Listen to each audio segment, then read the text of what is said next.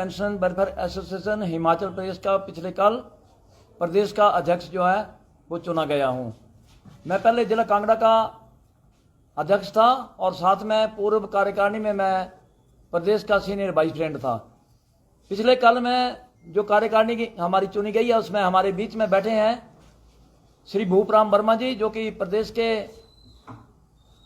Secretary general जो हैं वो चुने गए हैं, और साथ में बैठे हमारे श्री मदन शर्मा जी, जो कि प्रदेश में चीफ ऑर्गेनाइजिंग सेक्रेटरी, और साथ में कोषाध्यक्ष के लिए प्रदेश में हमारे बीच में सेठ राम जी हैं, इनको चुना गया है। हमारी कार्यकारिणी जो बनी है उसमें 4 सीनियर वाइस प्रेसिडेंट बने हैं। पहला सीनियर वाइस प्रेसिडेंट हमारा जिला सोलन से श्री जे एन नराला जी बने हैं, दूसरे हमारे हरमेश राणा जी ऊना से बने हैं, और तीसरे पर हमारे गंगाराम शर्मा जी जो कि जिला शिमला से बने हैं, और चौथे हमारे श्री चेतराम वर्मा जी बिलासपुर जिला से चुने गए हैं।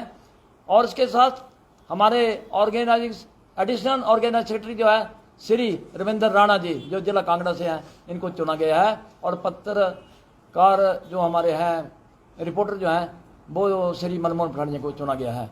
साथियों, आज हम जो यहाँ पर इकट्ठे हुए हैं, हम प्रेस वार्ता के लिए जो यहाँ पर आए हैं, हम आप लोगों के माध्यम से हिमाचल प्रदेश सरकार को हम अवगत कराना चाहते हैं कि पेंशनों की जो समस्याएं पिछले 3 सालों से पेंडिंग पड़ी हैं, उनको शीघ्र अतिशीघ्र जो है वो माना जाए और उसकी अधिसूचना जो है वो जारी की जाए। माननीय मुख्यमंत्री हिमाचल प्रदेश और हिमाचल प्रदेश सरकार को हमने पिछले 3 सालों से जो है जो हमारी मांगे तो नहीं कहेंगे, लेकिन जो हमारे अधिकार हैं अर्जित किए हुए हैं, उसमें से 1/1/16 से लेकर के 31 जनवरी 2022 तक जितने भी हमारे सेवानिवृत्त कर्मचारी हैं उनके संशोधित वेतनमान में commutation, leave encashment and gratuity का निपटारा जो है शीघ्र अतिशीघ्र होना चाहिए। बस प्रदेश की सरकार जो है उस निपटारे को नहीं कर रही है, और साथ में 11% महंगाई भत्ता जो हमारा ड्यू है प्रदेश सरकार नहीं दे रही है। हमारी मांग है कि जो 3% की घोषणा माननीय मुख्यमंत्री महोदय ने 15 अप्रैल 2025 में की थी, वो 3% ना तो आज दिन तक मिला है और ना ही आगे मिलेगा जो हमारी दिखाई दे रहा है। लेकिन 4% महंगाई भत्ते की किस्त जो है वो पहले जारी होनी चाहिए, उसके बाद 3% जो है वो जारी किया जाए। तो हम कहते हैं कि 11% इकट्ठा दिया जाए, और प्रदेश की सरकार 11% महंगाई भत्ते को इकट्ठा नहीं देती है तो 4% और 4% की जो 2 किस्तें पहले बनती हैं 8% वो जो है उसकी अधिसूचना जो है वो शीघ्र जारी की जाए। इसके साथ ही पेंशनों के बहुत सारे मेडिकल बिल जो हैं भिन्न भिन्न विभागों में लंबित पड़े हैं पिछले 2 साल से, और करोड़ों रुपए के बिल जो हैं उसकी अदायगी जो है प्रदेश की सरकार जो है नहीं कर रही है। हमारा अनुरोध है कि प्रदेश की सरकार जो है स्पेशल ग्रांट जो है भिन्न भिन्न डिपार्टमेंटों में अलाउड करे, ताकि उनकी बिलों की अदायगी जो है वो शीघ्र अतिशीघ्र जो है वो की जा सके। साथियों, हमारा जो 16/89 जो रजिस्ट्रेशन है पेंशन वेलफेयर एसोसिएशन, इसके जो पूर्व के अध्यक्ष श्री आत्माराम शर्मा जी थे, और उन्होंने एक छोटा सा ग्रुप बना करके 6 तारीख को लग से सुंदरनगर में एक एसोसिएशन गठित कर ली, और बताया गया कि मैं ही असली प्रधान हूं, तो हम उसको ना तो प्रधान मानते हैं, ना हिमाचल प्रदेश के पेंशन उसको प्रधान मानते हैं। 16/89 की रजिस्ट्रेशन जो है वो pension welfare association Himachal Pradesh के नाम पर है, और वो असली एसोसिएशन हमारी है। ये लड़ाई लड़ करके हम बताएंगे और सड़कों में उतर करके बताएंगे, और स्ट्रेंथ के हिसाब से हम शो करेंगे हिमाचल प्रदेश सरकार को कि असली कौन है और नकली कौन है।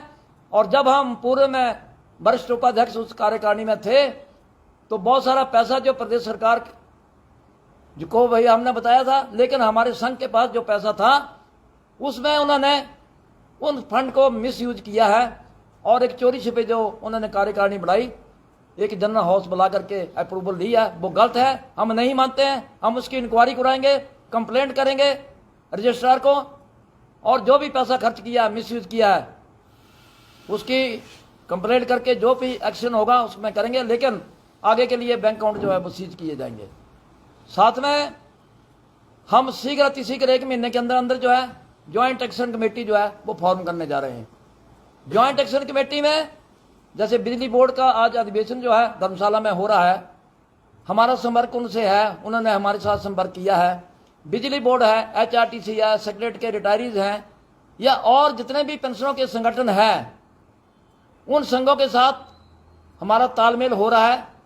और 12 संघ जो है, भिन्न भिन्न गुटों के जितने भी हमारे पेंशनों के संघ हैं, वो इकट्ठा होकर के ज्वाइंट फ्रंट बना करके हम ज्वाइंट एक्शन कमेटी जो है वो पेंशनों की मांगों को मनवाने के लिए लामबंद हो रहे हैं। और माननीय मुख्यमंत्री महोदय से हम पहले मिलने की कोशिश करने जा रहे हैं, मुख्यमंत्री को अवगत करवाएंगे।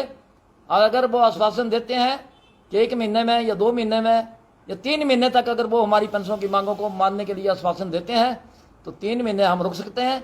लेकिन अगर वो हमें आश्वासन नहीं देते हैं तो 1 महीने में ज्वाइंट एक्शन कमेटी फॉर्म करके 2 महीने के बाद हम सड़कों पर उतरेंगे। और 31 जनवरी 2016 से लेकर के 31 मार्च 2022 तक के जितने भी सेवानिवृत्त कर्मचारियों की लड़ाई जो है वो सड़कों पर उतर करके हम लड़ेंगे। और उनके जितने भी लाखों रुपए के ड्यूज, एवरेज 5 लाख से लेकर के 35 लाख रुपया हमारे सेवानिवृत्त कर्मचारियों का सरकार जो है पिछले 8 साल से जो है वो दे नहीं कर रही है। उस पैसे को लेने के लिए हमें मजबूर होकर के सड़कों पर उतरना पड़ेगा। और इसके साथ ही हमारा जो अमेंडमेंट इन कॉन्स्टिट्यूशन है, कॉन्स्टिट्यूशन को जब हमारा ओरिजिनल बना था 89 में, उसमें बहुत सारी खामियां हैं। उस वक्त जो कॉन्स्टिट्यूशन बनाया गया वो ठीक था, संविधान बनाया गया हमारे संस्था का, लेकिन हम उसमें अमेंडमेंट करने की जो जनरल हाउस ने पिछले कल जो है अप्रूवल दी है। हम कमेटी जो है संविधान को अमेंडमेंट करने की कमेटी जो है उसकी घोषणा हम शाम तक कर देंगे। और 1 महीने के अंदर अंदर जो है उस कमेटी की रिपोर्ट जो है वो लेकर के नई अमेंडमेंट जो है वो की जाएगी। और पेंशनों की और समस्याएं जितनी भी हैं उनके समाधान करने के लिए हम हर एक जिलों में विजिट करेंगे। हर एक जिले में जाकर के, हर एक ब्लॉक में जाकर के हम उनका समस्या को सुन करके हिमाचल प्रदेश सरकार को हम अवगत करवाएंगे। मेरा आप लोगों से, प्रेस बंधुओं से यही निवेदन है कि आपके माध्यम से ये जितना भी हम कह रहे हैं ये हिमाचल प्रदेश सरकार तक पहुंचना चाहिए, और ताकि हिमाचल प्रदेश सरकार जो है पेंशनों की समस्या के समाधान के लिए शीघ्र जो है वो निर्णय ले और अधिसूचना जो जारी करे। धन्यवाद। कह रहे हैं कि प्रदेश में व्यवस्था परिवर्तन हो रहा है, क्या लगता है कि व्यवस्था परिवर्तन एक्चुअल में धरातल पे देखने को मिल रहा है? देखिए, प्रदेश में व्यवस्था परिवर्तन के नाम पर ये प्रदेश की सरकार बनी थी। जब प्रदेश की सरकार बनाई जा रही थी तो पार्टियों ने मुफ्त की रेबड़ियां बांटी, और मुफ्त की रेबड़ियां बांट करके इन्होंने कहा कि व्यवस्था परिवर्तन होगी, फ्री में बिजली दी जाएगी। एक सरकार 150 यूनिट बिजली फ्री में देती थी, इन्होंने बोला कि हम 350 यूनिट या 300 यूनिट जो है बिजली हम फ्री में देंगे। अब जब व्यवस्था परिवर्तन ऐसी हुई कि 1500 रुपये महिलाओं को दिया जाएगा और बहुत सारी झूठी घोषणाएं की गई, लेकिन युवाओं को कहा गया कि आपको रोजगार दिया जाएगा, 1 लाख रुपया दिया जाएगा, ये दिया जाएगा, वो दिया जाएगा। लेकिन व्यवस्था परिवर्तन ऐसी हुई कि आज प्रदेश की सरकार को कर्मचारियों को सैलरी देने के लिए पैसा नहीं है और पेंशनों को पेंशन देने के लिए पैसा नहीं है।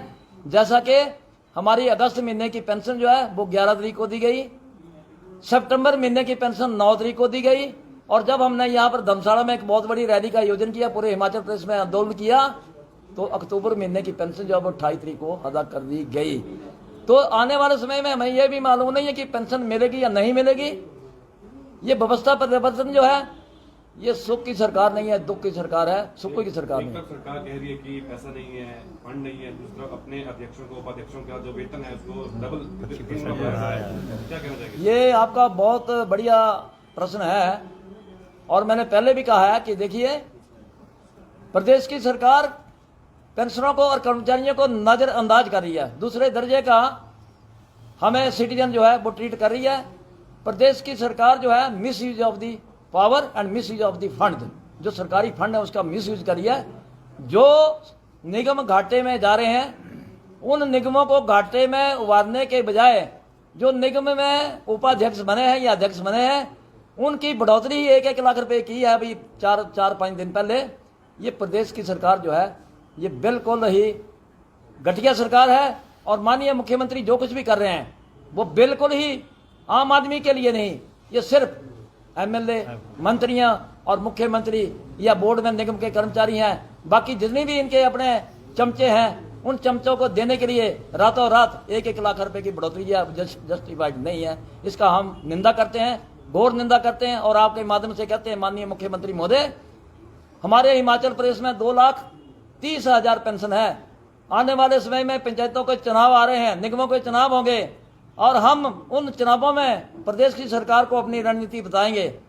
हमारा 1-1 वोट नहीं है, हर एक पेंशन का कम से कम भी 50-50, 100-100 वोट है, परिवार में 10-10 वोट हैं। तो आने वाले समय में ये जो पेंशन बैठे हैं, ये सरकार को बनाते भी हैं और गिराते भी हैं।